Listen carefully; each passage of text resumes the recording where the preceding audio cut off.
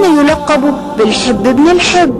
ولد أسامة في الإسلام، وأبوه زيد بن حارثة الصحابي الوحيد الذي ورد ذكر اسمه في القرآن الكريم صراحة.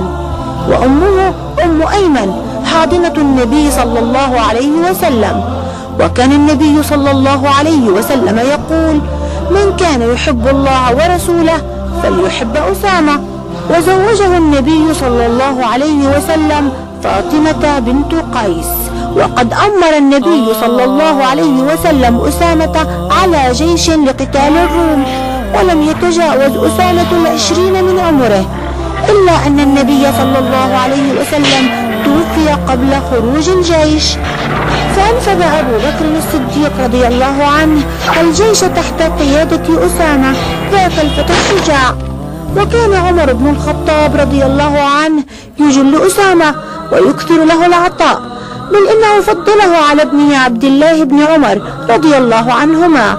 وقد اعتزل أسامة الفتنة بعد مقتل عثمان بن عفان رضي الله عنه، وسكن في المسجد بدمشق، ثم رجع فأقام في وادي القرى، ثم نزل المدينة المنورة فمات بها بالجرف سنة 45 للهجرة رضي الله عنه وأرضاه.